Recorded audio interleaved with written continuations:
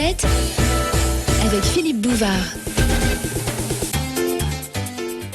Bonjour, ici Philippe Bouvard. Eh bien, je vous invite à suivre ma chaîne. Oui, vous savez, YouTube Philippe Bouvard officiel. À bientôt. RTL, première radio de France. Vous nous écoutez depuis le bout du monde?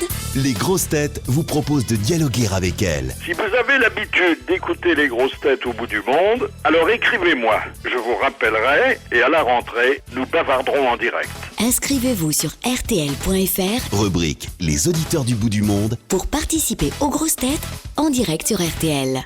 Les grosses têtes de Philippe Bouvard, c'est tous les jours de 16h à 18h sur RTL.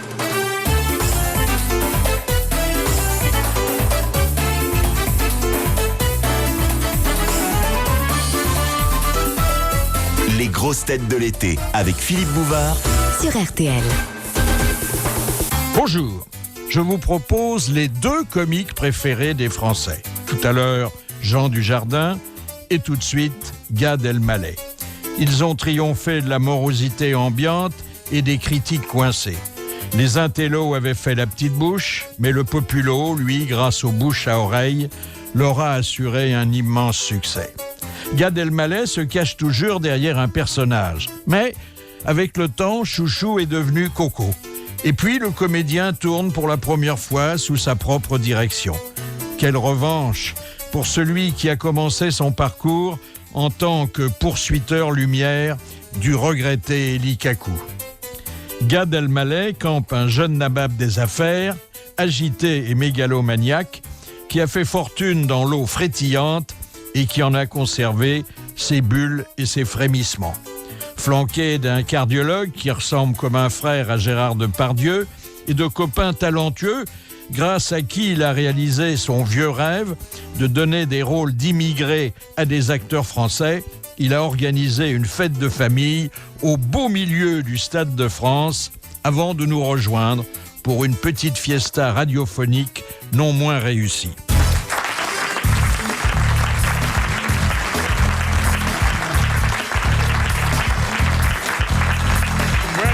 Asseyez-vous et considérez-vous, mais c'est pas une brimade, tout juste un petit rituel innocent, comme placé en garde à vue. Gad Elmaleh, est-ce que le cinéma vous rend totalement heureux pour la première fois ? Pour la première fois, il me rend libre en tout cas, puisque j'ai fait ce film pour pouvoir retrouver le plaisir de la scène et d'être totalement libre dans le jeu, quoi. Et en même temps, engager l'acteur de votre choix. Oui, j'ai couché avec le metteur en scène. Comment passer du one-man... Ce qui est terrible quand on vient à votre émission, c'est qu'on se dit à quel moment on va sortir la première vanne. À un moment donné, il va falloir en sortir, on ne sait pas, on a une pression. Il y a des gars qui sont là, c'est leur métier, tous les jours, ils écrivent, c'est des snipers, c'est quand que je la sors. C'était bien la première ou pas ? Vous êtes pas mal, Ouais, pas mal. okay, Alors, je vais vous donner un conseil que nous suivons, et pour certains d'entre nous, depuis les débuts de la radio. J'en ai une autre. Non, c'est pas vrai. Non, Vous dites n'importe quoi, mais très vite. Et à partir de là... Vous êtes un champion de la radio. Comment passer du one-man show à une entreprise aussi collective que le cinéma ? C'est encore une fois, c'est cette envie-là de mettre en scène, d'avoir une équipe à diriger. Puis ça allait bien avec ce personnage qui est un mégalo, un frimeur, un gars qui veut absolument tout contrôler. Qu'est-ce que Coco a à voir avec Chouchou ? La monosyllabie. Oui, mais encore... On dirait un pays. Oui. Il a rien à voir. Non. Il y en a un qui est un travesti algérien et un autre un mégalo fou furieux. Il a rien à voir. Mais ils sont libres tous les deux. Alors pour tracer le portrait, je dois dire hilarant et admirablement reconstitué, parce que vous avez eu les gros moyens. Hein oui, oui. Alors, on ne peut pas faire un film sur un mégalo sans avoir... il faut montrer les choses. Ben oui.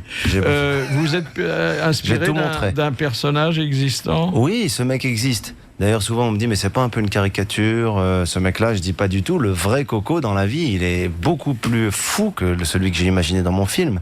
Ce gars, mais vraiment, je vous raconte pas des blagues. Ce gars, un jour, était au restaurant, il a demandé l'addition, et il a fait un geste comme ça, royal de la table, genre, c'est pour moi.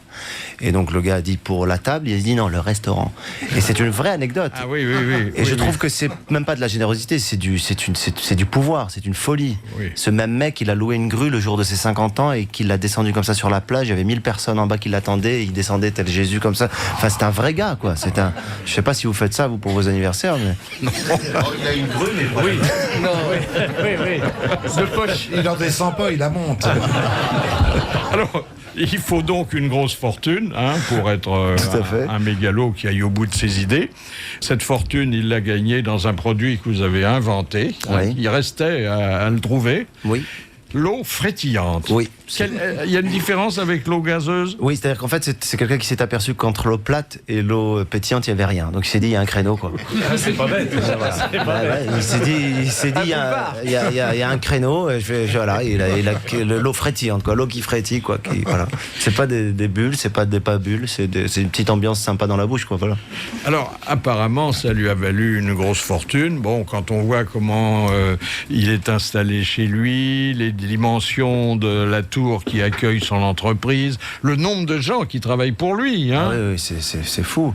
Il leur parle même pas le matin, il arrive, il a son ascenseur tout seul. Mais c'est ça, en fait, c'est ces deux trucs. Il est au top, il croit qu'il est au top, mais il est seul à chaque fois. Oui. C'est un peu triste. Mais finalement, c'est pas un méchant, Au contraire, il voudrait que tout le monde soit heureux autour de lui. Ouais.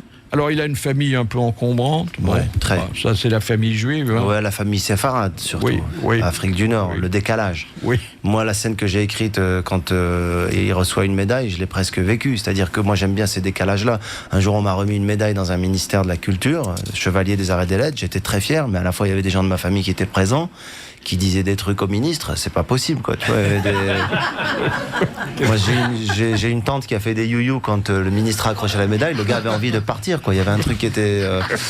Elle a embrassé le ministre sur le front, elle lui a pincé la joue, elle a fait des trucs incroyables. Elle m'a pris la médaille, elle l'a mise sur cette robe. Elle était, voilà, quoi. Donc j'ai voulu retranscrire ce décalage que je vis, quoi. Oui. Est-ce qu'on peut mélanger facilement l'autobiographie et l'autodérision? Waouh. Je suis pas sûr d'avoir compris la question. J'ai envie de dire un truc très vite à la radio, là. Je pense qu'on a raison. Oui. Ouais. Oh, on peut le dire comme ça. Ça dépend des slurs avec ton poids ou que soit la relève, quoi. Et vous parlez couramment le gromelot. Oui, tout à fait. C'est une jolie langue, le gromelot. Avec vous et tous les autres que sans flore. Et alors, il y a l'affiche, on voit que vous êtes décoré. Dans le film, on a droit à la cérémonie, qui est remarquablement reconstituée. Ah bah oui, c'est très solennel. Le discours du ministre. Mais pourquoi votre héros accède-t-il tout de suite au grade d'officier de la Légion d'honneur? Parce que ça fait partie de sa folie. Je sais que c'est même pas réaliste. Il faut être chevalier d'abord. Il faut être chevalier, mais c'est Coco. Ah, oui. Mais rien n'est impossible. Il a obtenu donc du ministre de passer tout de suite. Il a chez lui une armoire avec des Oscars, des Césars. Il a jamais joué dans un film, le gars. D'ailleurs, le fils, quand il fait visiter le bureau du père, il dit putain, mais il a gagné tout ça, ton père? Il dit non, il les a achetés. Il a une victoire de la musique, il a un set d'or, il a tout chez lui.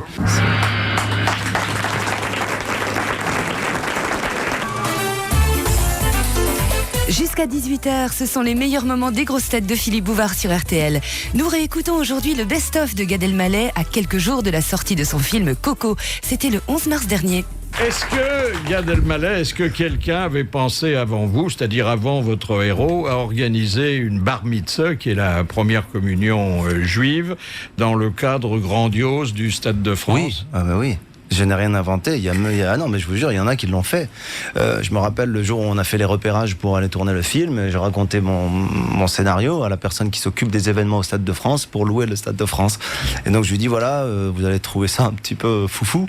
J'ai une idée dans mon film, c'est que la communion du fils de Coco, la bar mitzvah, la fête, il veut la faire au Stade de France. Donc voilà, c'est dans.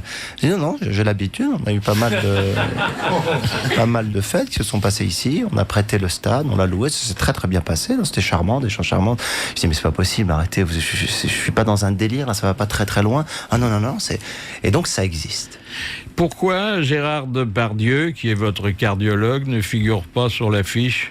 Parce que c'est un guest, comme on dit, c'est une surprise. Voilà. C'est comme Enrico Macias, mais en même temps je suis en train de le dire. Ça reste entre nous la surprise que Gérard Depardieu et Enrico Macias. Ouais, c'est une surprise. D'ailleurs, je l'ai même filmé comme ça. Gérard, il est filmé de dos au moment où il regarde les radios, et puis il se retourne comme ça pour dire vous avez une coronoropathie. Oui. Et puis je l'ai laissé parler puisqu'il connaît ça très bien. Bah oui, puisqu'il a été lui-même dans un service de cardiographie. Voilà, je lui ai même pas dit. Cardiologie. Cardiologie. Oui, cardiologie, cardiographie, c'est autre chose. Oui. Cardiolographie, c'est des mecs qui écrivent avec le cœur. Ça n'a rien à voir. C'est compliqué en C'est des gars qui. Et quant à Enrico Macias, il fait un tailleur tout à fait crédible. Ah oui, très bien. Très bien. Ah oui. C'est un très bon acteur. À propos d'Enrico Macias, j'ai une anecdote à vous raconter. On tournait ensemble sur La Vérité si je mens, et puis on tourne la scène du mariage de José Garcia. Une scène de mariage qui doit se tourner normalement en 3 jours, qui se passe en 2 minutes dans le film, et qui se tourne en 3 jours. C'est le premier film d'Enrico Macias. Il arrive sur le plateau, on lui donne un costume, il joue sa scène, il est très heureux. Le lendemain, on lui redonne le même costume, puisque c'est la même scène. Il appelle la costumière, il dit, dis-moi toi, je vais porter tous les jours la même tenue ou quoi? Il dit, écoute, Enrico, on est en train de tourner la même scène. Oui, mais il y a quand même un minimum, je vais pas me trimballer dans ce film toujours habillé de la même manière. Écoute, il y a des limites. D'accord, mais écoutez, c'est la même scène. Le réalisateur lui dit c'est la même scène. José Garcia lui dit c'est la même scène. Le lendemain, on lui donne le 3e costume. Il y en a marre, j'en ai marre de ces conneries. Les gens ils vont dire Enrico Macias, il s'habille toujours pareil ou quoi? Comment définir et à partir de quoi ce qu'on appelle le mauvais goût? Waouh. Je sais pas, tous les mauvais goûts sont... Parce que là, bon, votre héros, il est gâté là-dessus. Ah oui. Hein. Mais il a l'intelligence ou les moyens de s'entourer. Il y a des gens comme ça. Il m'a été inspiré de vrais mecs. Je peux pas dire leur nom, mais moi je connais des gars qui chez eux ont des œuvres d'art, de la musique classique. Ils y connaissent rien. On leur a juste dit voilà, ça c'est. Il y a des conseillers, hein. Il y a des conseillers en images et puis des conseillers qui font ça pour les gars. Moi j'ai un pote qui a acheté engagent. un Paul Yakov. Il pensait que c'était en 2 mots, Paul Yakov. Mais sérieux, le gars. Non mais il y a des gars comme ça. Des gens payent des gens pour acheter pour eux et pour avoir du goût pour eux. Ouais, pour dire des choses, pour je sais pas. Non, mais c'est très subjectif. Hein. C'est le mauvais goût pour l'un et c'est le bon goût pour l'autre. Manger dans le TGV, ça c'est le mauvais goût. Alors là, je peux vous dire. Dans la bouche. C'est pourtant le bon moment. Mais Coco, c'est pas le genre de gars qui pense que si on n'a pas une Rolex à 50 ans, on a raté sa vie? Non, à mon avis, Coco, il doit pouvoir penser que si t'as pas encore offert une Rolex à 50 ans, t'es un bidon. Oui, c'est une nuance. Oui, parce qu'il est généreux. Hein. Ah oui, complètement. Ah oui, ouais. dites donc, il en fait des cadeaux. Hein. Oui. Je ne sais pas si vous avez eu la curiosité de faire la facture de tout ce qu'il a acheté dans sa vie. Non, jamais. J'ai jamais eu cette idée-là, non. Bon, déjà, la production, ça a dû coûter cher. Ah hein. oui, parce que c'est un film qui est sur les apparences. Il faut montrer, comme vous disiez en début d'émission. Si on montre pas, c'est pas possible. C'est clair que la scène du yacht avec les 3 mecs qui se la pètent, si tu fais la même chose dans une barque, et tu dis à ton copain, t'as vu comment on est bien? Non, c'est pas la même histoire. Hein. Alors, ça n'est pas la première fois que nous abordons ici la bar mitzvah, mais la dernière fois, c'est Jean-Yann qui nous en avait parlé. Je trouve la bar mitzvah bien supérieure à la paella, alors. Mais arrête! Parce que dans la paella, j'aime pas beaucoup le mélange avec entre le poulet et les langoustines. Oui, c'est vrai. Tandis que dans la bar mitzvah, je trouve que les moules et les huîtres, c'est mieux, ça va bien. C'est la bar mitzvah aux fruits de mer, hein, attention. Et puis j'aime beaucoup dans la bar mitzvah, ce que j'aime beaucoup, c'est les types qui remuent, tu sais, comme ça, et qui la font tourner avant de la mettre dans le four avec les champignons, les anchois, les machins comme ça, c'est vrai. Oh, moi j'en ai mangé en Italie des quantités, alors.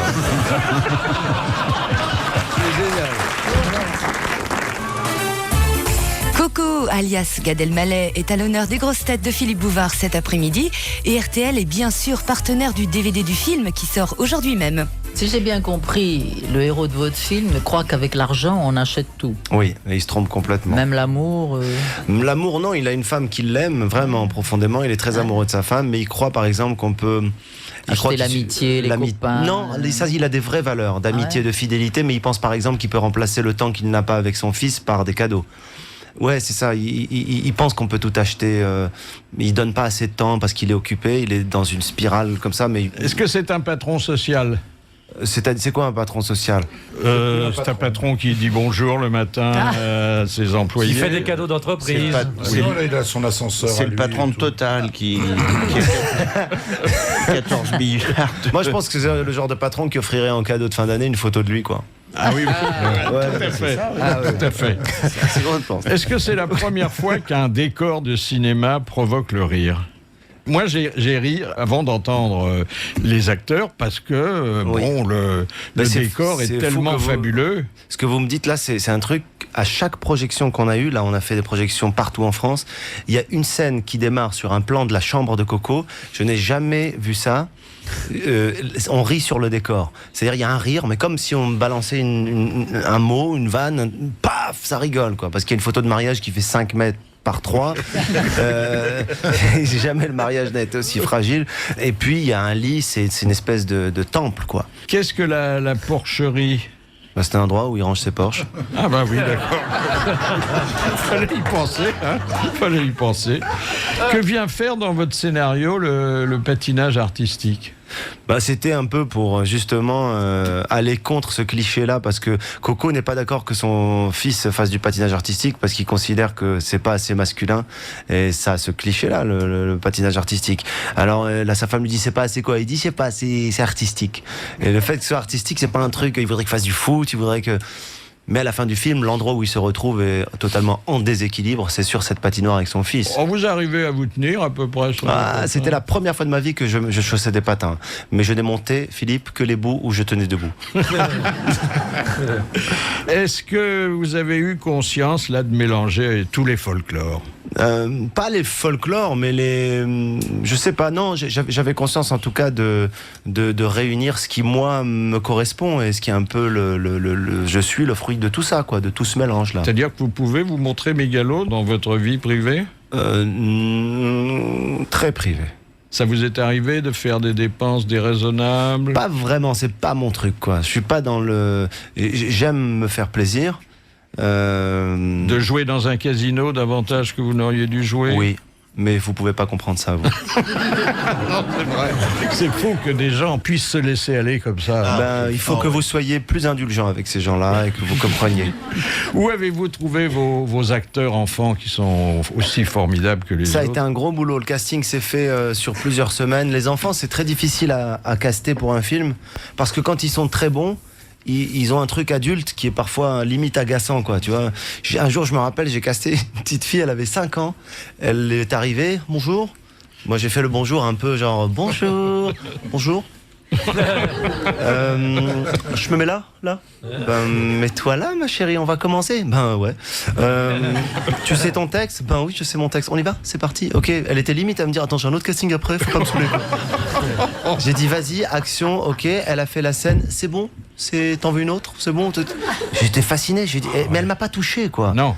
Mais le jour où j'ai vu en vidéo, alors à un moment donné, j'ai dit à la directrice de casting, il faut pas que je sois là, parce que elles me connaissent peut-être dans mes spectacles et tout. Il y a un truc qui est un peu faussé, donc je serai pas là. Je fais filmer la scène de la petite par la directrice de casting, et un jour, je regarde la bande et je vois cette petite qui dit la réplique et j'ai les larmes aux yeux.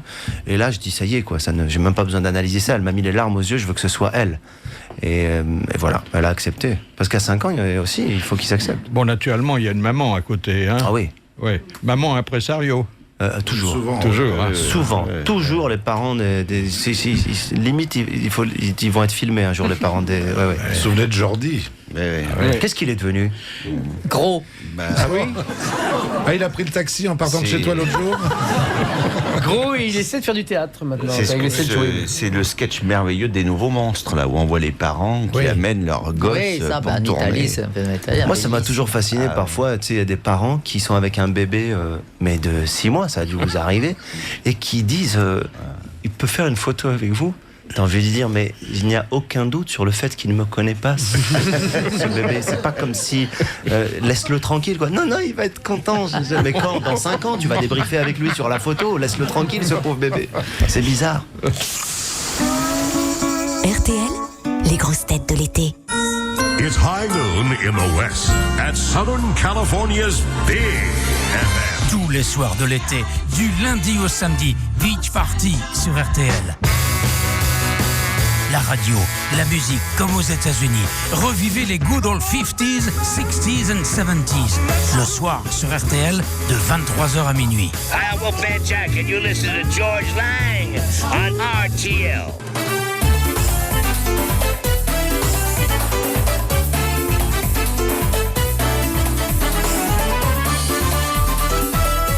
Les grosses têtes de l'été avec Philippe Bouvard sur RTL. Et question fou rire, les grosses têtes de Philippe Bouvard ne prennent pas de vacances sur RTL et vous accompagnent jusqu'à 18h. L'invité d'honneur est un drôle de coco, plus connu sous le nom de Gad Elmaleh. Sur le plateau, il y avait Amanda Lear, souvenez-vous, Jacques Maillot, Philippe Chevalier et Éric Legérias. Question de Madame Cauchouette-Guéret qui a dit « L'argent ne fait pas le bonheur ». C'est même à se demander pourquoi les riches y tiennent tant. Coluche. Non, alors c'est à la fin du 19e siècle et au début du 20e. Allais? Non. Jules Renard? Alors, non, Jules Renard, il disait autre chose. Il disait, si l'argent ne fait pas le bonheur, rendez-le. Rendez-le, oui. Oui. Tristan Alors Bernard. c'est son frère Tristan. Non, à la fin du 19e À la fin siècle. du 19e. Il est mort fou. Fédot. Guy de Ah, c'est Maupassant. C'était Fédot. Fédot, ouais. Bonne S'il est mort fou, réponse c'est Fédot. de Bernard Mabille. S'il est mort fou, c'est Fédot. Hein. Ah ben oui. Ah ouais. À la clinique Docteur Blanche avec le président des Chanel, qui était aussi fou que lui. Mais dans un autre genre de folie. Le président de chez Chanel, je l'ai Oui, vu l'autre jour. David Rachida Dati. Non, tu parles de Coco. De Coco. Oui. Pourquoi l'appeler Coco? Quel est son vrai prénom? Il s'appelle Simon, mais on l'appelle Coco. Il a milité dans les jeunesses communistes? Non. Pas lui. Pas lui. Hein. Non. Il y a une parenté entre votre mère de cinéma et votre véritable maman? Non. Parenté dans la vie, non. Ressemblance, pas vraiment.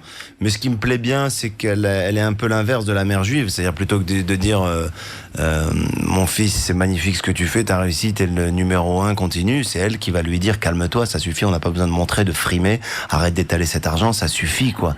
Le jour où il reçoit le préfet, qui est joué par Jacques Spiesser, il lui dit, tu te rends pas compte comment tu parles, maman, tu fais des spécialités de chez nous alors que j'ai engagé un grand chef cuistot. Elle lui fait la honte un petit peu. Mais elle dit, je m'en fous de ces gens. Pour moi, c'est pas important. Tous ces gens-là, ils seront pas là le jour où t'auras plus rien. Lui, il peut même pas imaginer qu'un jour il aura plus rien. Ouais. Donc elle est là pour lui remettre les pieds sur terre, quoi. Oui, alors, il dépense beaucoup d'argent. À la fin du film, apparemment, il en a toujours autant. Hein. Ouais. Donc ça, c'est plutôt une jolie fin, quoi. Hein. Il pourrait être ruiné. Hein. C'est le 2, ça. Ah, oui. Vous envisagez C'était pas déjà... la fin du 2, Philippe, avant. Vous racontez le début du 2, là. Non, à la fin du film, surtout, il réalise qu'il doit passer du temps avec son fils et qu'il doit passer du temps avec ceux qu'il aime plutôt que de les éclater avec de l'argent et que ça sert à rien du tout et qu'il peut pas tout acheter. Le spa, c'est un endroit emblématique, hein, le spa. Ouais, j'ai l'impression qu'il y a une espèce de tradition comme ça de traînailles, de hammam, de serviettes autour de la taille et voilà. Il est beau, ce spa. Hein. Ah, il est bien, ouais. C'est pas... Alors, vous parliez d'Enrico Macias. Bon, c'est un de nos fidèles. C'est notre frère. Hein. Et vous avez raison de dire qu'il est très attentif à son costume, car ici, il nous avait expliqué les risques de son métier le jour où on lui demandait de s'habiller en femme. J'ai joué une pièce de théâtre il y a un peu plus de 10 ans, où j'étais en travesti pendant au moins 1 heure dans le spectacle. Et j'étais habillé en femme, et je vous raconte pas ce que j'ai enduré. J'étais habillé en femme, j'avais la perruque, et quand j'ai essayé ma robe, avant le début de la pièce, je me suis regardé devant la glace, et puis j'ai dit « Ah, maman !» Et à l'entracte, il fallait que je monte des escaliers pour aller dans ma loge. Et alors je montais avec les talons aiguilles, comme ça, je me dandinais. Il y avait un pompier de service, là, qui me suivait, il me regardait des yeux. Alors je sens son regard, et je lui dis pardon, qu'est-ce que vous avez, vous? Il me dit, vous êtes très très bien habillé en femme. Et je lui ai dit, va-t'en d'ici, sinon je vais te niquer ta mère.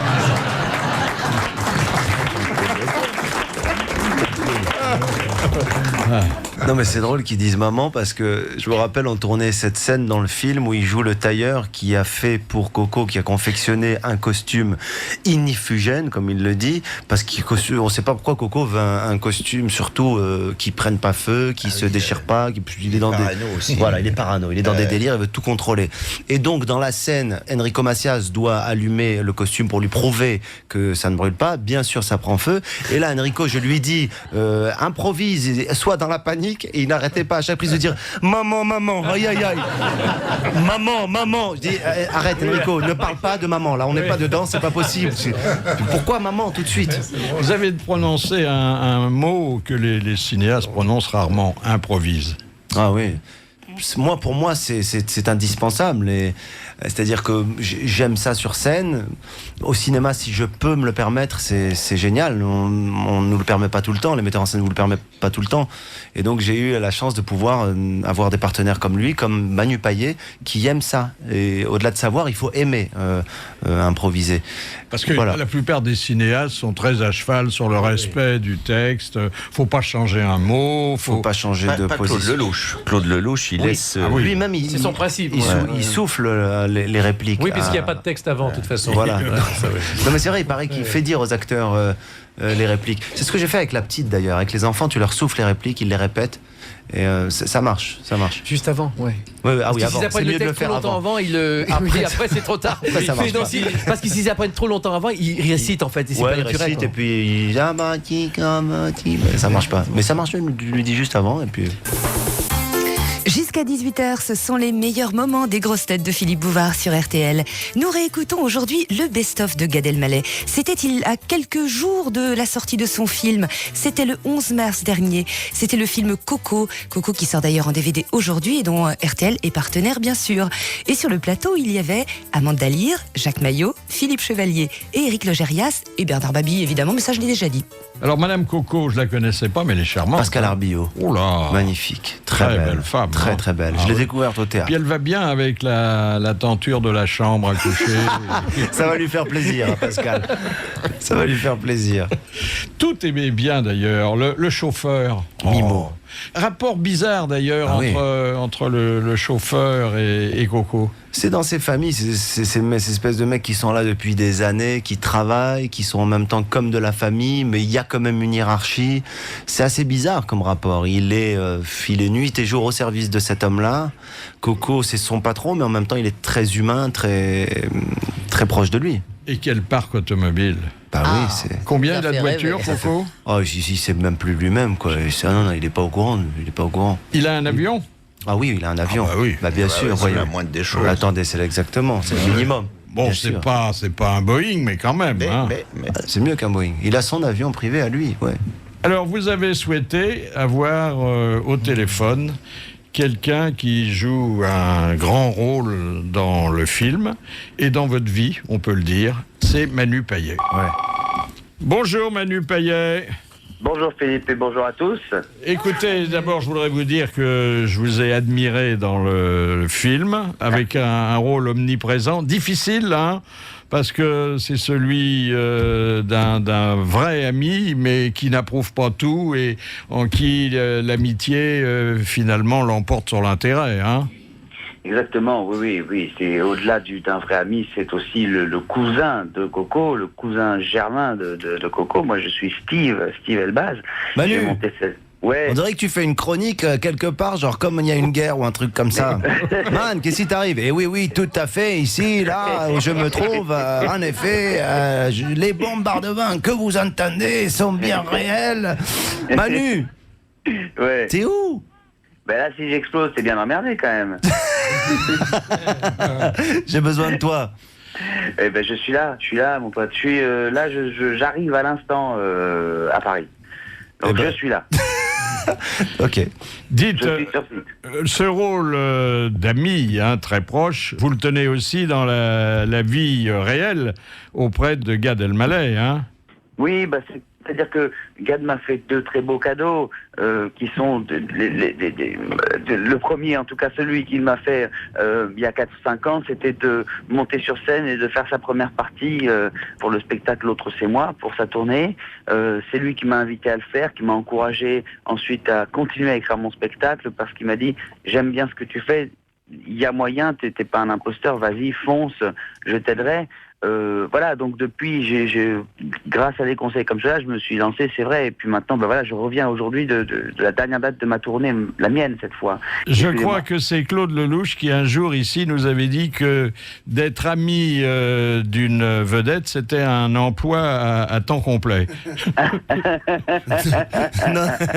Faites-moi penser à envoyer des fleurs à Monsieur Lelouch, s'il vous plaît. Non, je lui donne des jours off. T'as des jours off, Manu, je te laisse tranquille de temps en temps, quoi. Ouais, c'est vrai. Le lundi, il me laisse tranquille. Le lundi, il y a pas. Lundi, le relâche d'amitié. Est-ce que vous confirmez qu'il y a eu une scène très improvisée? Oui, bien sûr. Oui. Il y en a eu plusieurs. Il y a eu notamment cette fameuse scène, effectivement, où Gad m'a dit, écoute, Manu, je mets la caméra, je fais tourner, c'est-à-dire on enregistre, on filme, et vas-y, fais. Je lui dis, mais fais quoi? Il me dit, fais. Je lui dis, fais quoi, Gad? Il m'a dit, fais-moi plaisir. Et avec cette simple indication, vous êtes parti. Ouais, vraiment. Et il est Je parti. suis parti. Et arrivé. Ah ouais, il est parti. Il est resté sur le plateau. Il a joué sa scène. Et puis j'ai une seule prise. Je l'ai mise dans le film. Et c'est un moment magique qu'il a créé dans le film. Vraiment. Voilà, qu'il a remis tel quel dans le film. Donc pour ça, Manu, ton spectacle s'est bien passé hier? Oui, super. Ouais. Festival de Saint-Gervais, la 25e édition. Super. Vraiment. Très, très bien. J'ai goûté à la reblochonnade ensuite. Il faudra que tu montes là-haut pour goûter à ça. C'est quoi? Ouais. C'est du reblochon? C'est le truc que je suis encore en train d'essayer de digérer maintenant, les copains. Ça doit être un joyeux compagnon. Et demain, tu attaques quoi comme plat? Demain, tartiflette, raclette, enfin tout ce qui finit en hête. Fais gaffe quand même. Merci Manu Payet. Merci Manolo.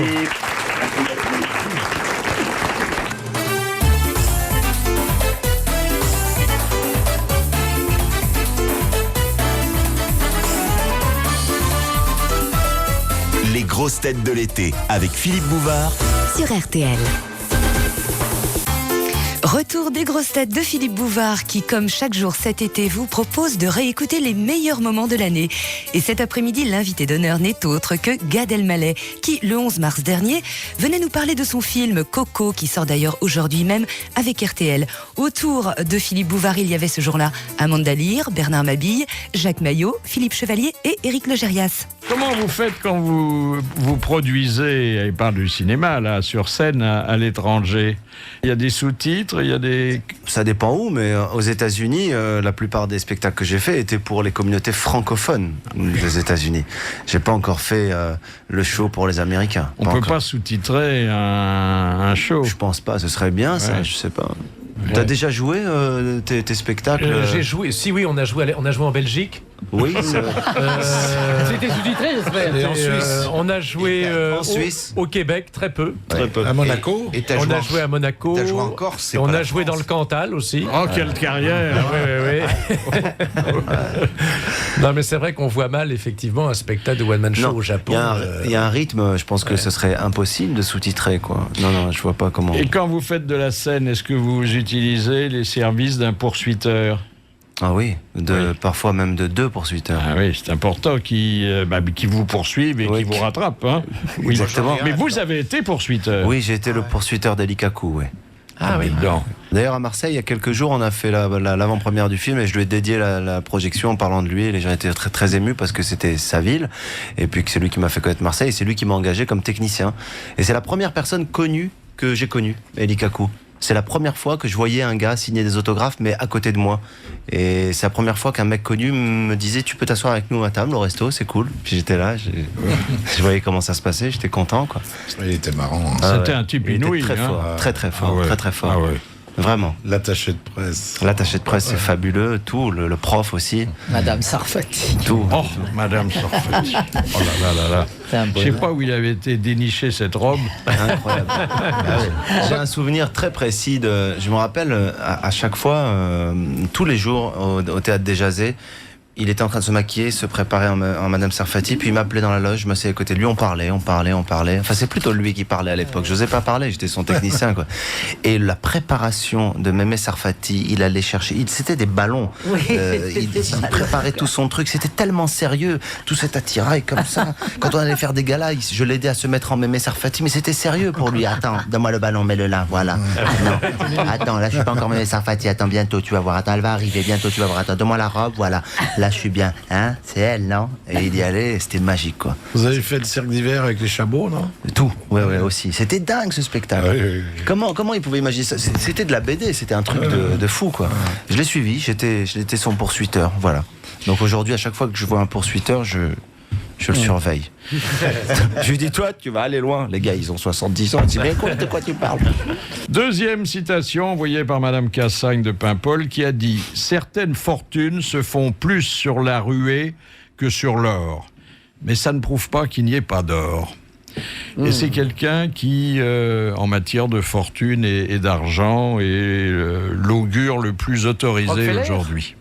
Warren Buffett. Warren Buffett. Non, il est pas. C'est un Français. C'est un Français mais il est mort. que nous recevons Rothschild. de temps à autre. Ah, c'est Jérôme Kerviel. Ah bon, non. C'est Nadine de Rothschild. Non, c'est le seul qui est vu venir la crise. Jacques Jacques Attali. C'est Jacques Attali. Ah ouais, formidable. Exactement. Oui.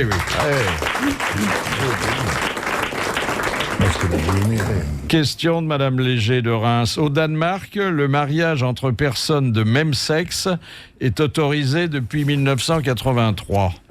À quelles conditions ? Que les sexes soient de la même longueur. Qu'ils puissent avoir des enfants. Qui est déjà un enfant. Non. Soit de la même Qui ne sont famille. pas de la même Qu'il y en ait famille. un Qui des soit- deux qui se fasse opérer. Non. Qui se travestissent. Non. Qui a un blond Qui et un brun. se- Qui prouvent leur amour. Non. Alors ça Qu'il n'a paye pas une de cotisation. dimension morale. Hein. Non, Ah non, pas dimension un morale. qui vote à Dimension gauche, financière. un à droite. Qu'ils aient chacun leur maison. Qu'ils fassent lit à part. Non. Que celui qui fait la femme se déclare. Qu'ils aient enfin, qu'ils disent ce chacun qu'ils font, non une situation. Qu'ils Non. aient chacun. Qu'ils se faxent. Et c'est un nouveau concept. Oui, C'est au lieu de se Ouais, paxer, ils se faxent, ils ils rentrent se dans une faxent. machine, ils s'aplatissent et puis ils atterrissent dans un centre de Ils se tri. reproduisent en quelque sorte, oui. Peut-être que eux ont le droit d'adopter. Non. Enfin, peut-être oui, parce que la législation Qui danoise... gagnent leur vie tous les deux, qu'ils aient chacun. Non, c'est pas ça. Qui change pas de nom, qui n'adopte Que pas ce le soit nom pas de le l'autre. père et le fils. Non. Non, ils peuvent. Ah oui, j'ai une idée. Qui le disent à personne. Qui soient tous les deux scandinaves. Qui soient tous les deux danois. Exactement. Bonne réponse d'Amanda. Elle est costaud. J'attendais que vous ayez fini de dire des conneries pour dire la vraie. Et dans un ménage de Danois, vous pouvez voir un homme et un chien. Hein. Oui. Un Danois et un Basset, c'est pas très facile.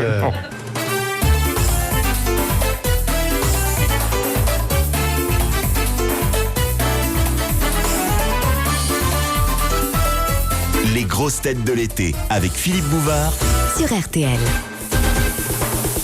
Jusqu'à 18h, les grosses têtes de Philippe Bouvard qui reçoit aujourd'hui Gad Elmaleh. La bonne histoire qui vous fait rire. Oh, il y en a plusieurs, hein, mais il y en a. On prend tout. On prend. Ah bon ? Non, moi j'aime bien celle du. J'aime bien celle du mec qui rentre dans le bar et qui dit je voudrais un whisky pour moi, un whisky pour monsieur, un whisky pour là-bas l'autre monsieur, un whisky pour vous aussi. Prends-toi un whisky. Le gars boit le whisky, tout le monde boit son whisky, tout va bien. À la fin, il lui dit de payer. Le gars lui dit non, je fais pas, je suis désolé. Le gars lui met un pain dans la gueule. Il dit ça t'apprendra, la prochaine fois tu payes. Il revient le lendemain, il dit donne-moi un whisky pour moi, un whisky pour l'autre, un whisky pour celui-là. Prends-toi un whisky aussi. Le gars lui demande de payer à la fin, il veut pas payer, pam, il lui défonce la gueule une deuxième fois. Putain, ça commence à devenir lourd. 2 semaines, 3 semaines. Au bout de 2 mois, il en a marre, il arrive, il a la gueule défoncée comme ça, on n'entend même plus ce qu'il dit. Un whisky, un whisky. Et voilà. Il dit, moi, tu me payes pas un whisky. Il dit, non. Toi, quand tu bois, tu te comportes mal.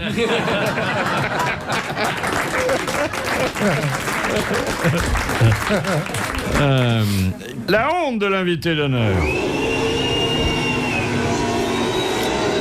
La grosse honte que j'ai pu me taper un jour dans mon enfance, ça m'a marqué toute ma vie, c'est que un jour mon père me déguise en cow-boy pour Mardi Gras, pour l'école, et on prépare vraiment ce déguisement pendant des semaines et c'est le top. Je vais être déguisé et puis on a tous les trucs, l'attirail du cow-boy, je suis au top, je vais aller Mardi Gras, tout le monde va être déguisé. Puis mon père s'est trompé de jour en fait. C'était pas du tout Mardi Gras. Je suis rentré dans cette école devant 200 enfants qui me regardaient en cow-boy. Et vraiment, sérieusement, Philippe, je vous jure que j'étais malheureux, je voulais pleurer. J'étais en cow-boy comme ça, je regardais tout le monde. Et comme je savais pas quoi faire, j'ai pris mes pistolets, j'ai commencé à essayer d'avoir un peu de contenance, quoi. Et cette image-là, ce jour-là, ça ne m'a jamais quitté. Je pense que même c'est ce qui m'a poussé à devenir acteur, quoi. Parce que ce jour-là, il fallait que je fasse semblant de quelque chose, quoi. Mais du coup, j'ai plus fait confiance à mon père pour rien du tout. Quand il me disait demain c'est l'anniversaire, non, je ne veux pas, je veux rien savoir. Dernière citation envoyée par Monsieur Loret, qui a dit « Un homme parti de zéro pour arriver à rien n'a de merci à dire à personne. » Pierre Dac. Eh ben oui, c'est Pierre Dac. Eh oui. C'est une bonne réponse collégiale, mais l'exercice qui va suivre et qui terminera cette émission est réservé à Philippe Chevalier. Philippe Chevalier va raconter l'histoire envoyée par Monsieur Martin d'Alençon. Un type s'inscrit à un rodéo alors qu'il n'a jamais fait le moindre sport et surtout pas de sport violent. Sa femme essaie de le dissuader, mais il concourt quand même. Il monte sur le cheval sauvage qui essaie de se débarrasser de lui par tous les moyens et il tient jusqu'au bout au grand étonnement du public. Ben, je ne comprends pas, chérie, comment est-ce que tu as fait sans entraînement pour gagner le concours ? Détrompe-toi, j'étais très entraîné. Mais tu t'es entraîné où ? Tu te souviens cet hiver quand on faisait l'amour, t'avais une grosse bronchite, t'arrêtais pas de tousser. Elle est bien. Elle est délicate. Je me disais la suite, comment ça va être? Est-ce qu'elle essayait de se sauver? Elle ne voulait pas? Non, c'est ok, d'accord. Je suis effondré. Le public est choqué. C'était une histoire sans sel. Non.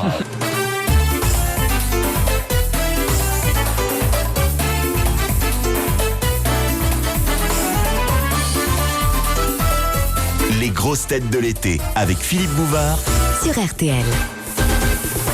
Jean Dujardin est également un récidiviste des salles obscures, puisqu'après le succès de sa première réincarnation d'OSS 117, il a décidé de nous revenir avec un personnage génialement cucu dans un film déjà culte.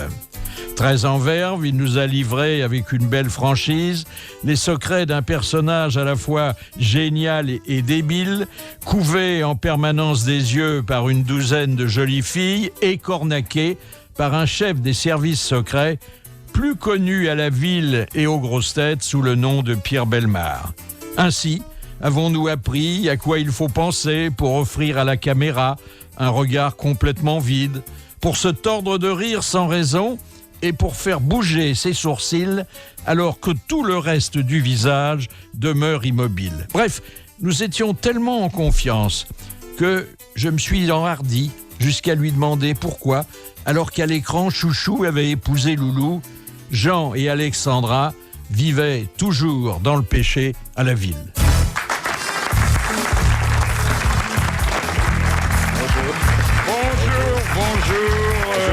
Bonjour Jean Dujardin. Alors, une coïncidence heureuse veut que vous soyez sur tous les fronts, mais vous voici placé en garde à vue. Jean Dujardin, avant la sortie du film, prévoyez-vous de vous ronger les ongles encore plus ras que d'habitude ? A priori, non, ça va. Ça se passera, je pense. 24 heures avant, c'est possible. Une petite inquiétude, mais non, ça va. Est-ce que Hubert Bonisseur de La Batte, qui est le héros créé par Jean Bruce, avait à l'origine un pois chiche dans la tête ? C'était les années 50, alors peut-être aussi en même temps. Mais non, je pense pas. Non, a priori, non. A priori, non. Non, a priori, non. C'était sérieux. C'était sérieux. Est-ce qu'il est gratifiant de se présenter comme un crétin magnifique ? Oui, c'est un peu la base, c'est un peu la charte, je trouve, de la comédie, quoi, en tout cas. Oui. Et en plus, c'est quand même une performance de se montrer à la fois génial et débile. Oui, espèce de con magnifique, j'aime bien ça, oui. Ça me plaît bien, c'est assez libérateur, oui. Est-ce que vous êtes comédien ou schizophrène ? Les trois. Oui. Mais non, écoutez. Oui, forcément. Oui, forcément schizophrène. Hein. Qu'est-ce qui vous fait parfois croire que vous êtes un imposteur ? Je sais pas, peut-être mon enfance, en fait. Peut-être que j'y crois pas vraiment, en fait, à tout ça. Et finalement, ça me maintient. Cette espèce de doute me maintient, finalement, dans... Mais tous les comédiens sont des imposteurs, en même temps que des schizophrènes, hein. Oui, non, mais c'est peut-être que les choses se sont comme ça enchaînées, et que finalement, je subis plus, et c'est plutôt agréable. Alors, une question un peu plus métaphysique. Qu'est-ce qui vous a convaincu de montrer pour la première fois vos fesses à la caméra ? Une forte envie d'abîmer l'image du héros, quoi. Voilà. Oui. Ah ben non, écoutez, ça l'abîme pas, les fesses sont très présentes. Écoutez, tant mieux. Alors Philippe. C'est nouveau ça. Voilà, un connaisseur, enfin. Est-ce qu'il n'y a pas des moments où l'environnement professionnel féminin que vous offre la production vous met en transe personnellement ? Non, pas longtemps. Attendez, il y a une photo qui m'a fait rêver. Il y a 16 dames extraordinairement belles, qui ne cachent pas grand-chose d'ailleurs de leur beauté, qui sont autour de vous et qui vous regardent toutes avec les yeux de l'amour. Oui, mais c'est pour ça que je dis je suis un imposteur, j'y crois jamais, moi, ça, je m'y habitue pas. Donc, il y en a bien une sur 16 quand même qui a eu une petite vous allez faiblesse. en parler à ma femme, tiens, avec Mais non, Philippe, ce sont des bonnes comédiennes, Absolument, c'est tout. Voilà. Non, mais attendez, alors un casting, comme on dit, incroyable. Hein. Où est-ce qu'ils ont été trouvés tout ça? Au Brésil. Oui, forcément. Les c'est pas un mythe. c'est ça. Il n'y a pas de copain de régiment là-dedans. Il n'y a pas de copain de régiment, non. Est-ce que le vocabulaire un peu alambiqué est une source supplémentaire de comique? Oui, enfin en tout cas c'est quelque chose de très agréable qui appartient tout à fait au personnage, mais c'est vrai que les phrases comme c'est quelle pataquès ou alors c'est l'inexpugnable arrogance de votre beauté qui ne veut rien dire d'ailleurs, c'est très agréable.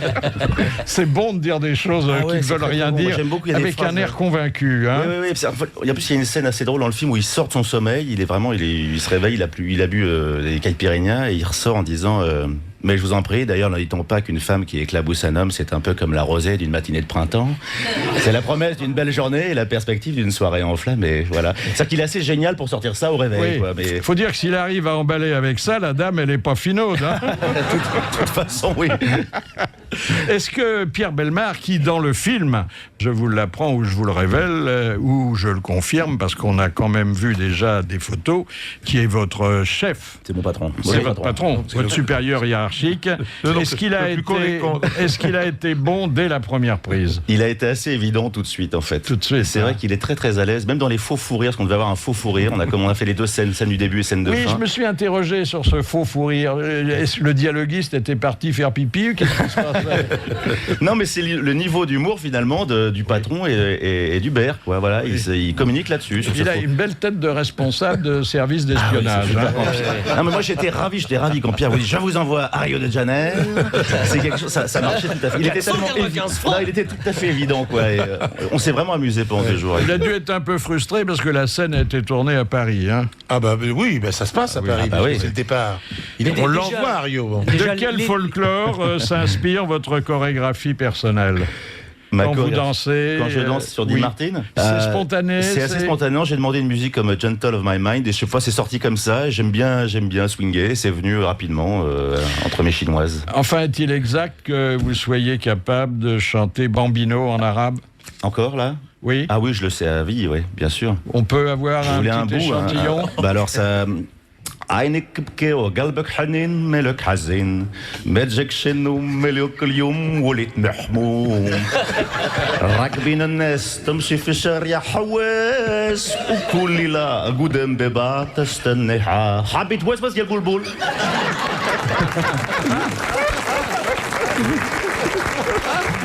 وفي بالي راك تنوم قالوا لي وليت محبول ما زلت برجع لحالو تلعب مزيان بلا موندولين يا ولدي بامبينو. Oui, je le sais à vie ça maintenant. C'est du véritable arabe ou vous dites n'importe quoi? Il paraît que je dis quelque chose, mais c'est pas la recette. Non, c'est pas la recette des crêpes.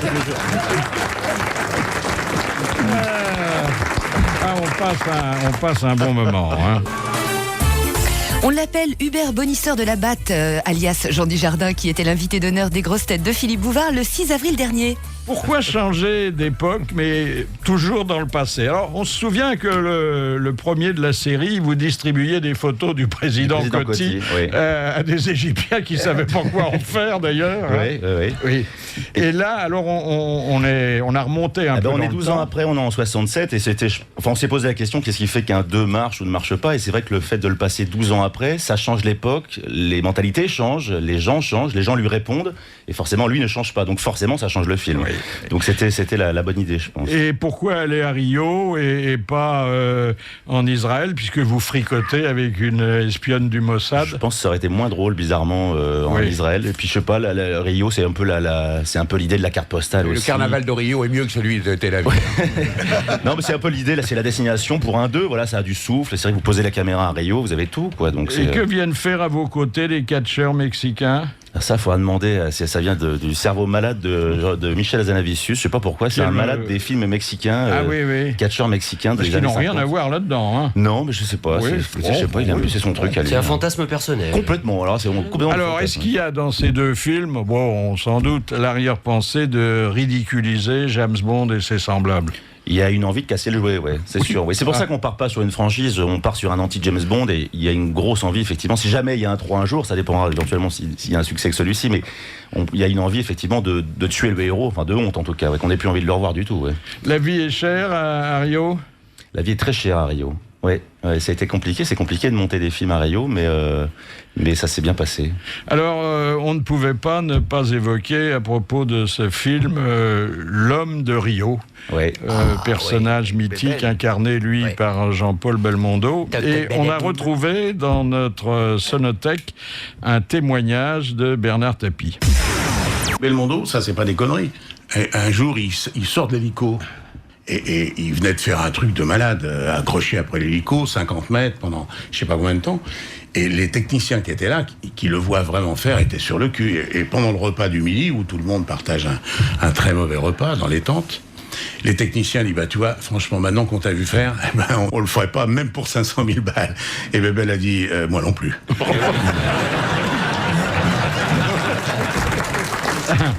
Est-ce qu'il a été difficile... C'était sur Peur sur la ville, ça. C'est quand il était sur le métro. Exactement. Est-ce qu'il a été difficile de trouver un acteur allemand pour incarner un nazi dans une comédie française ? Rüdiger Vogler, il est allé le chercher, mais il habite Paris d'ailleurs, cet acteur allemand. Mais oui, il a emménagé en 42.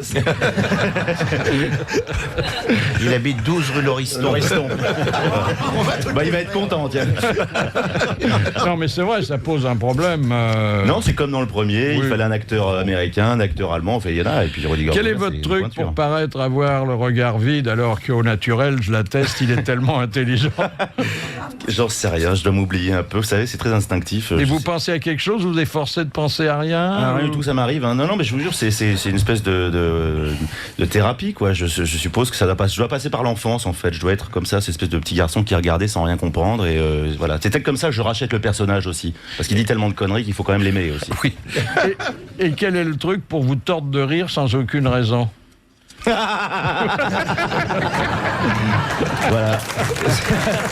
Ça vient du ventre.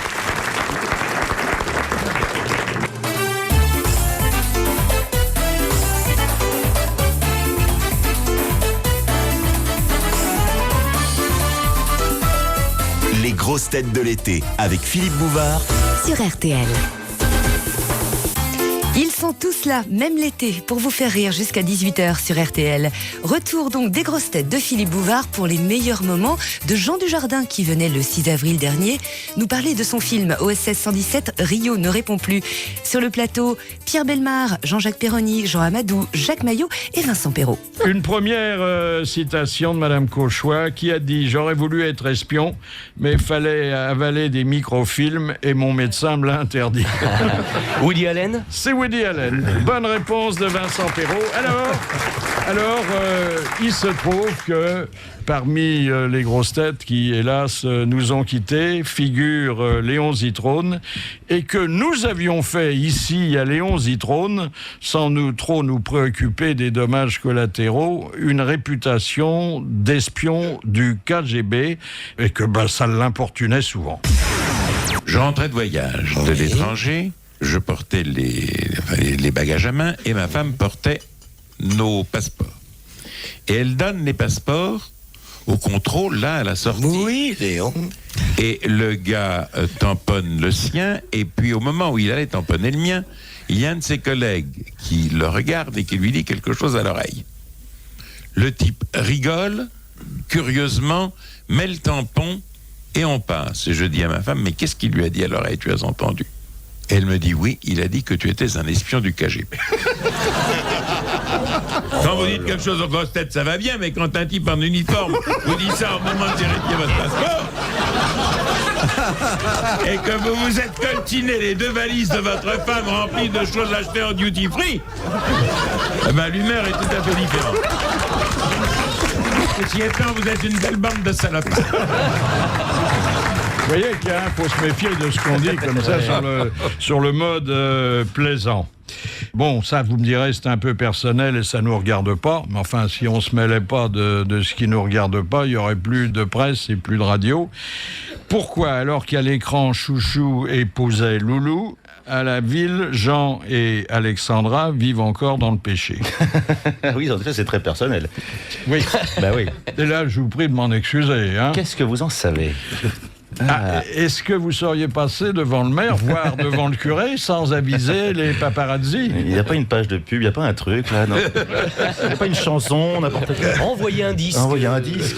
Et qu'avez-vous dit à Alexandra Lamy pour qu'elle vous propose un rôle dans le film qu'elle va bientôt réaliser? J'ai pas le choix. Ça reste entre nous. Vous voulez dire que ça s'est passé sur l'oreiller? Ben un petit peu. Un petit peu, je vais pas quand même me merder le week-end comme ça. C'est là qu'on devrait passer ces auditions. Est-ce que le casse de Brice avait été un succès? La musique, le casse oui, ça a dû aider, oui, ça a dû forcément. Un gros succès. Ça a contribué à la promotion. Tout le monde venait de l'air, comment c'était? Le casse de Brice, non, je m'en souviens plus trop. Non, moins que Bambino, bizarrement. Oui, c'est le casse en de fait, Brice, tu retiens plus un traditionnel en arabe qu'une chanson française. Oui, pourquoi faire simple, c'est vrai. Il n'est pas schizophrène après ça. Hein. Alors, il est non seulement schizophrène, notre ami Jean Dujardin, mais il est aussi hypocondriaque. Comment ça se traduit dans la vie quotidienne? J'essaie de me soigner quand même, de plus en plus. J'essaie de penser au présent et de ne pas anticiper sur ce qui ne va pas se passer. De toute façon, un hypochondriaque essaie de se soigner, c'est d'ailleurs pour ça qu'il l'est. Oui, comme un jaloux, comme un... Mais par exemple, est-ce que, comme Michel Drucker, vous prenez votre tension 2 ou 3 fois par jour? Non, je vais pas assez chez le médecin d'ailleurs. Non, je fais beaucoup de sport. Est-ce que vous avez des cachets autres que ceux versés par la production? Tout, absolument pas. Non, essentiellement des vitamines et... c'est bien la vitamine. Non, et je cours, c'est tout. J'anticipe. Deuxième citation de Madame Pleine de Grâce qui a dit « Le cinéma, c'est comme faire l'amour par correspondance, tandis qu'au théâtre, on fait l'amour dans son lit. » C'est Guitry, ça? Non, c'est quelqu'un qui est de notre temps, que nous connaissons bien, que nous aimons bien, qui est déjà venu plusieurs fois aux grosses têtes. Une actrice? Dabadi? Non, qui est un comédien. Jean-Pierre? Non. Pierre Arditi? C'est Pierre Arditi. C'est Jacques. Hein. Bonne réponse de Jacques Maillot. Pierre Arditi. Et vous allez refaire du théâtre? Parce qu'après 2 sur une balançoire, c'est tentant, non? C'est assez tentant, ouais, d'imaginer. Oui, je sais pas, peut-être l'année prochaine, il faudrait que je trouve une pièce un peu plus courte que la dernière. Parce que c'est vrai que c'était épuisant. C'était assez épuisant. Mais enfin, c'était une pièce assez lourde, même en couple, quoi. Et je voudrais revenir sur quelque chose de plus léger, peut-être. C'est agréable de retrouver dans le boulot la dame avec qui on vit. Très agréable. On s'est connus comme ça, hein. De toute façon, c'est d'abord un coup de foudre professionnel. Donc, ça permet de prendre qu'une voiture pour aller travailler. Et qu'une chambre pour les productions, oui, non, bien sûr.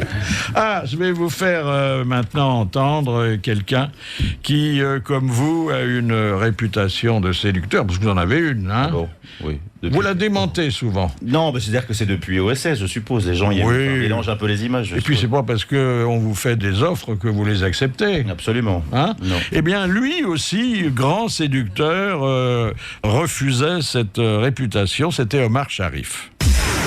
Oui, mais c'était une réputation que je ne sais pas d'où elle vient.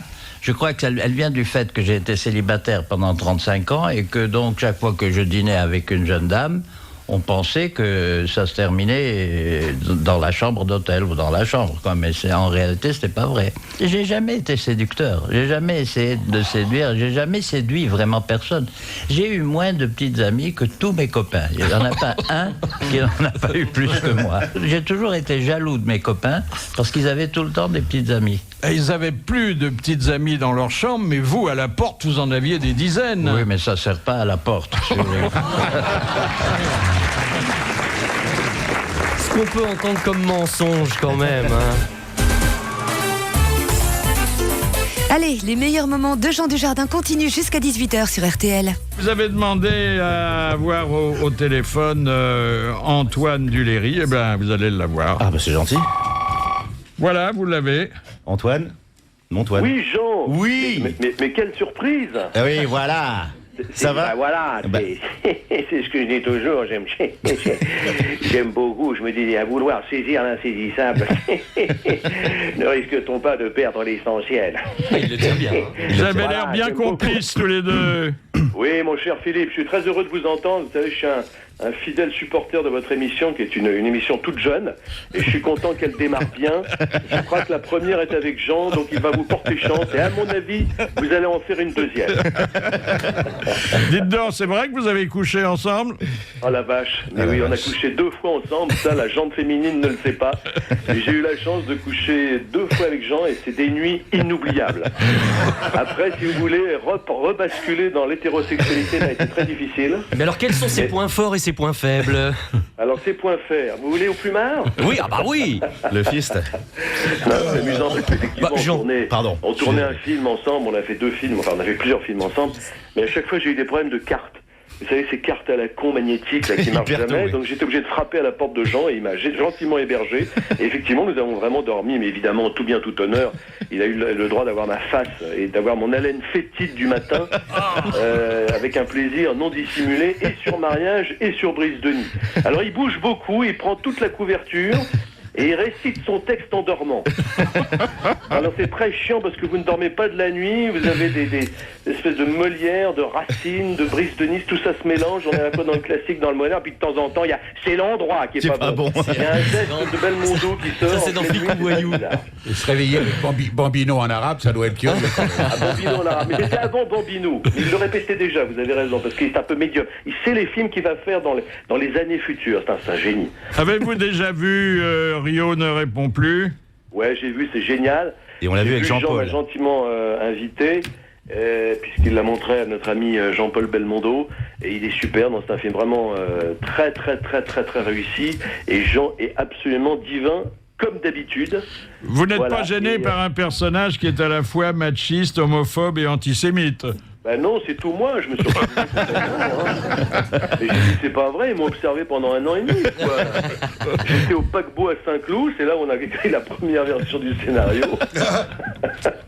Non, pas du tout, parce qu'il y a beaucoup d'autodérision. La force de Jean, c'est que non seulement il est beau gosse, il y a très peu de gens de sa génération qui savent avoir cette autodérision et avoir beaucoup d'humour et jouer les idiots ou les stupides avec autant d'intelligence. Il faut être très intelligent pour jouer les gens un peu décalés. Il a cette dérision, il a cet humour sur lui-même qu'ont très peu d'acteurs. Ouais, et c'est pour ça qu'il se rapproche de Belmondo. Et puis un talent qui lui permet d'être grand, même à côté du Corcovado. Hein. Ben oui. Et le Corcovado, ça culmine à combien, dites donc? C'est énorme. Hein. Très très haut, ouais. Enfin, je sais qu'il y a plusieurs étages. Et quand mètres, un truc comme ça, non? À peu près 30 mètres. Quand on est au premier, on a le vertige, hein, déjà. Ouais, hein.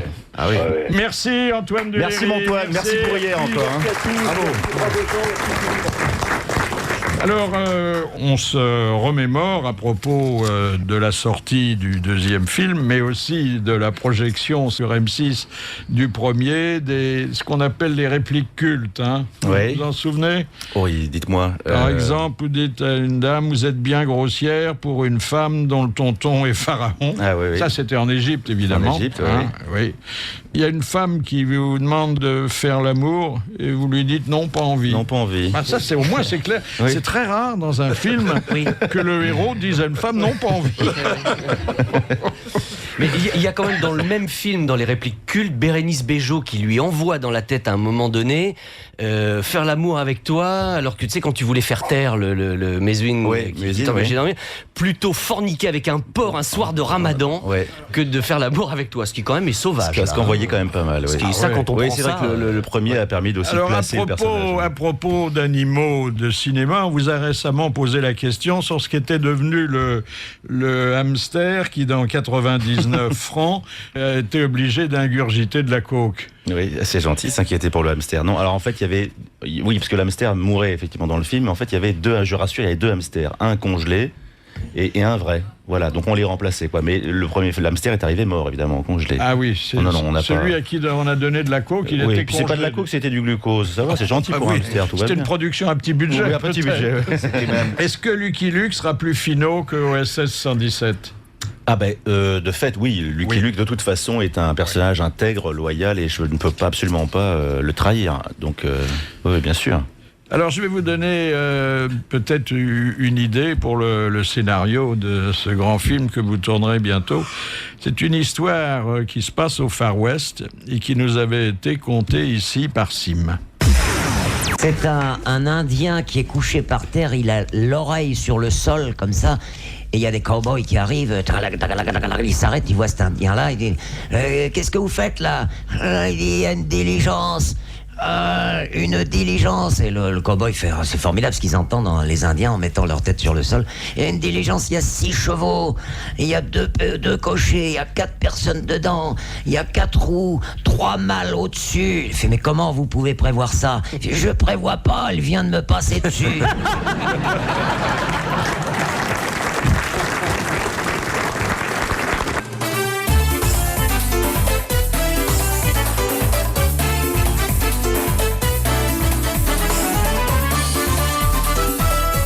Les grosses têtes de l'été avec Philippe Bouvard sur RTL. Et sur RTL, pas de repos pour les grosses têtes de Philippe Bouvard qui vous accompagne jusqu'à 18h chaque après-midi. Et nous retrouvons tout de suite le best-of de Jean Dujardin qui évoque son personnage Hubert Bonisseur de la Batte. Question Monsieur Brémond de Dijon. Lors d'une réception des Arts et Lettres à l'Élysée, à qui le général de Gaulle dit-il « Vous m'avez fait souvent rire et aussi parfois pleurer ». Bourvil? Non. Fernandel? Fernandel. T'es pas loin. Bonne réponse de Jean Amadou. Eh oui. Non, c'est Jacques. Non, c'est Jacques. Ah, pardon. Jacques Amadou. Ah, oui, pardon. c'est Jacques Amadou, voilà. Non, comme il était mort depuis longtemps, je pensais que c'était Jean Amadou. Qui ça? Et dans le film Papy fait de la résistance, demande Monsieur Plumard. Oh, monsieur. Ben, il s'appelle comme ça. Ah, oui, il en souffre, sauf le soir quand il se couche. Oh, bah, Dans le film Papy fait de la résistance, à quel sport se livrent Carrel et Brialy? Au tennis. Au tennis. Oui, Bonne réponse de Péroni. Au pénis? Mais non, pas au tennis. Mais non. Alors, parlez-nous un peu des jeunes femmes qui vous entourent. Belle, naturellement. La OSS Girl, c'est Louise Monod. Oui. Et il y a aussi Rim Kérissi, voilà. Qui est un peu, effectivement, Louise Monod est un peu le pendant de OSS. Ça fonctionne un peu comme un duo, quoi, puisque c'est un peu la conscience et l'œil du spectateur, et c'est elle qui remet en place aussi Sabruti.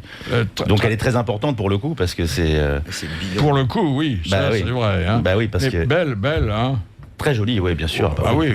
Ça vous a marqué. Je pense qu'elle s'est vraiment amusée, ouais, avec. On lui a fait une belle teinture rousse, les robes à la Courrèges. Enfin, c'est sympa pour une comédienne aussi, effectivement. Oui. C'est rigolo. Il y en a d'autres. Eh ben, il y a hein. Rim Kérissi aussi, qui est un peu le porte-avions du film. Hein, qu'on appelle Rim Kérissi Korsakov aussi parce qu'elle aime la musique. Voilà, qui est Carlotta dans le film, effectivement, et qui est la petite copine de Van Zimmel. C'est pas Carlita qui est non, ma il y a femme que j'aime très, beaucoup. il y a beaucoup de Mais elle danse tout le temps, cette jeune femme. La dernière dont vous venez de parler, parce que j'ai doublé à un moment donné avec elle. Elle danse tout le temps. Ah, dans la vie, vous voulez pas? Oui, elle est assez enjouée. Oui, c'est vrai. Oui, très enjouée, parce qu'on était dans un studio donc, de doublage, qui n'est pas un endroit tellement de danse. Un studio ou un hôtel ou un studio? Non, un studio. Non, j'aurais bien rêvé. Non, mais trop vieux. Bon. Mais cela dit, elle était étonnante. Elle fait des bons. Ah oui, elle était très heureuse. Elle était très heureuse, même sur le plateau. Elle devait rester 6 jours sur le tournage. En fait, elle est restée 3 semaines. Ah ouais, donc elle est fatigante et elle s'incruste. Elle est étonnante. Non, mais c'est des gens assez. Ça fait du bien sur des plateaux aussi, comme les Antoine Duléry, etc. Ce sont des gens joyeux et qui donnent un ton et une humeur au film aussi. Alors, je regarde des photos sur lesquelles vous apparaissez en petite tenue de bain. Ouais, un petit maillot de bain alors, 60, fin 60. Quel plastique. Hein. Oh, non, j'ai le corps de l'époque, hein, quand même. C'est pas non plus. Non, attendez, c'est pas retouché, ça. Hein. Ah, non, c'est pas retouché. Ah, non. Philippe, le gras il vous a dit tout à l'heure qu'il faisait du sport, Jean. Donc, il y a de l'entraînement physique derrière ça. Non, un petit peu. Il y a un peu de course et puis il y a un petit coach qui vous aide pendant 5 mois pour. C'est une grosse promesse à l'agent secret. Donc c'est vrai que plus le décor est beau, plus l'agent secret donne illusion, plus la connerie marche, quoi. Mais tu dis c'est une grosse promesse, rien à voir avec le maillot de bain, la grosse promesse. Absolument non. Non. Allons. En tout cas, j'ai un très joli pull aussi au début du film, un peu dans un chalet à Gstaad comme ça, avec un pull Jean-Claude Killy. Très coloré. Oui, j'aime beaucoup. Vous avez fait la gloire de Jean Marais, le pull, hein? Oui. Dans le premier film de Jean Marais. Vintage. En tout cas, la photo que j'ai sous les yeux et que j'ai décrochée parce qu'elle avait déjà fait l'objet d'un sous-verre accroché dans ma chambrette, illustre à merveille la belle vie, quoi. Alors d'abord, on est à Rio, il fait beau. Hein. Il fait beau, oui. Un peu chaud souvent, mais beau. Oui. Bon. Ensuite, il y a des jeunes filles pâmées, enfin jeunes filles, on demande la visite médicale, hein. Des jeunes filles pâmées réunies autour de vous. Oui. Vous avez un verre à la main, il doit y avoir un petit alcool de... C'est du cinéma, Oui, bien sûr. C'est un mélange d'eau et de... Du café teinté. C'est un brandy ou un guignolais, je ne sais plus. Des lunettes de soleil pour pas être reconnues, mais ça c'est raté. Bien sûr. Hein. Et visiblement, alors, elles attendent tous un signe de votre part. Hein. Oui, c'est des images qu'on a volées. On tournait la scène de la piscine et puis on s'est dit on va faire un petit teaser, une petite présentation avec ça. Effectivement, c'est un très très bon souvenir. Ouais. Ben, c'est vrai qu'on est un peu dans la salle de jeu, quoi. On est dans la référence de gosse, quoi. L'agent secret, en plus à Rio. Enfin, je veux dire, c'est. C'est vrai que c'est une mythologie un peu enfantine, pour ne pas dire infantile parfois. J'ai l'impression que c'était quand même un long samedi quand j'avais 8 ans, quand je jouais dans les meules de foin à l'agent secret. Bon, ben là seulement c'est 14 semaines. Vous jouiez peut-être pas qu'à l'agent secret dans les meules de foin. Essentiellement. Essentiellement. Les intentions sont très pures. Avant de retrouver On refait le monde et Stéphane Carpentier, suite et fin de vos grosses têtes avec Jean Dujardin, invité de Philippe Bouvard le 6 avril dernier. À leur côté, sur le plateau, il y avait Pierre Bellemare, Jean-Jacques Perroni, Jean Amadou, Jacques Maillot et Vincent Perrault. La honte de l'invité d'honneur. C'est horrible comme truc. Oui, genre, j'étais un cancre et j'ai un souvenir d'être resté comme ça 1 heure devant une division à un chiffre au tableau, avec vos amis derrière qui vous font t'y arrives pas, alors, et la prof qui fait alors, Dujardin, alors. C'est 1 heure, ça dure très très longtemps, une division à un chiffre, et je crois qu'on reste cancre. Il y avait un très beau bouquin d'ailleurs, je sais plus qui, il s'appelait Cancre d'école ou Chagrin d'école. C'était de qui d'ailleurs ce bouquin? Oui, c'était de Pénac. Pénac, absolument. Oui. Et j'ai retrouvé tout ça en fait. Il expliquait qu'on était cancre toute sa vie, et c'est pas qu'on reste cancre, mais c'est vrai qu'on fait tout en fonction de ça, voilà, et qu'on veut plus jamais être cancre. Donc on essaie d'être un bon élève. Enfin, ça fait un joli parcours, être cancre au départ et finir débile à l'arrivée. Hein. C'est vrai. Seulement, c'est mieux vu aujourd'hui. Ben oui, c'est vrai. Mais c'est sûrement un moyen d'exorciser ça. Le prénom dont on vous avait affublé, le surnom dont on vous a fait affubler, hein, Jean de la Lune. Jean de la Lune. Oui, exactement. Parce que vous étiez toujours ailleurs. Hein. J'étais toujours à la place. Pièce de Marcel Lacharge, Jean de la Lune. Oui. J'étais la place près de la fenêtre. C'était une évasion. Un film aussi. Et c'est là que je voyais justement les gens travailler sur les chantiers, et je regardais les échafaudages et je me disais c'est ça que je ferais, parce que c'est ça la liberté. Voilà, derrière la vitre il y a ça, et c'est ce que j'ai fait en fait derrière du bâtiment. Quel souvenir ça vous a laissé le bâtiment? C'est formidable, c'est génial. Je savais que ça durerait pas de toute façon, que je partais à l'armée après, mais c'est 2 ans de ma vie où j'étais totalement autonome, où j'étais libre, quand j'étais petit je voulais être grand. Là j'étais un grand, voilà, et j'ai gagné ma vie, j'étais très très heureux.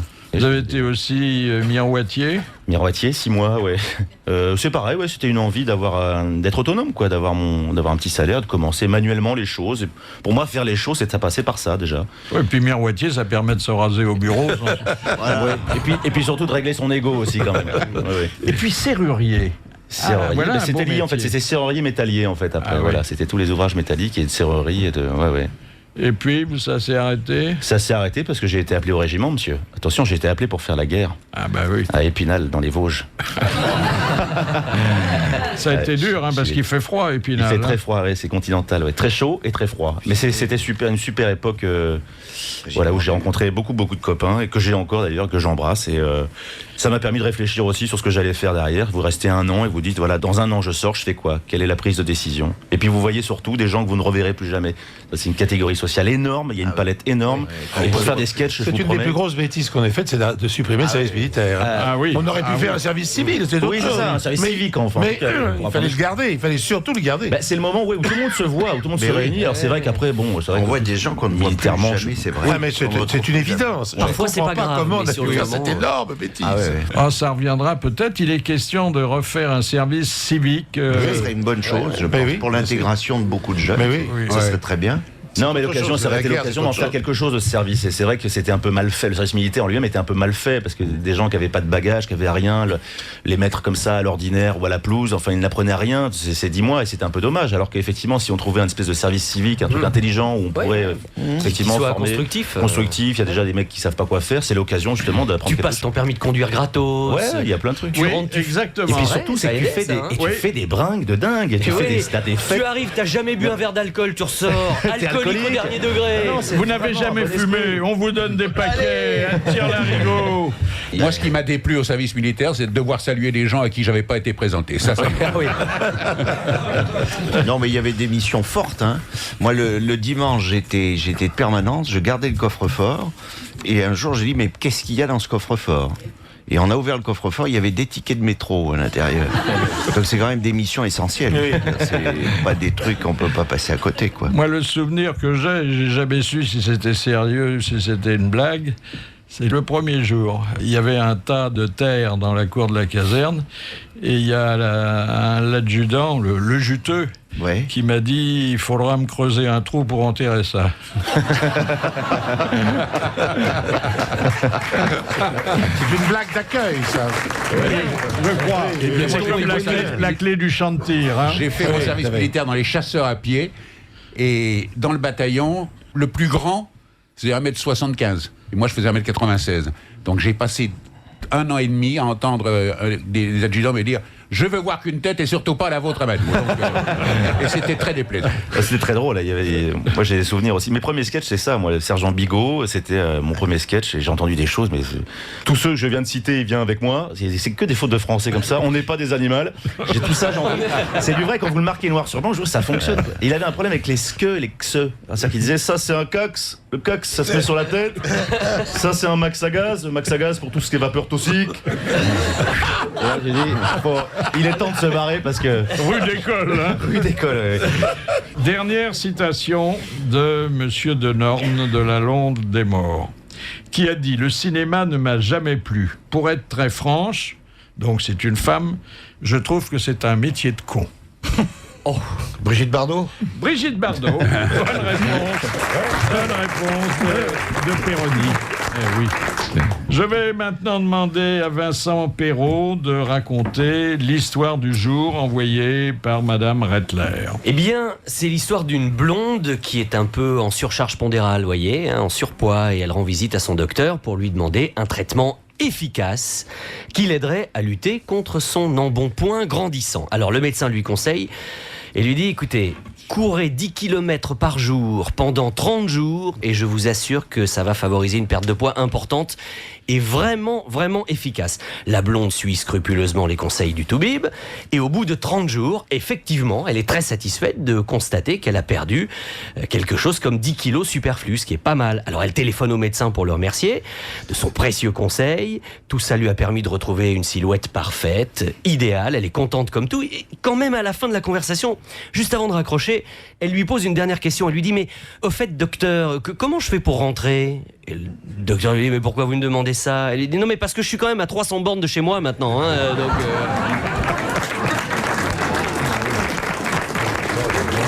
On a eu le plaisir d'accueillir pour la première fois, et j'espère qu'il y en aura beaucoup d'autres, notre idole absolue, Jean Dujardin, que nous retrouverons dans ce deuxième volet très attendu et déjà très loué de OSS 117. Merci, bravo, à demain.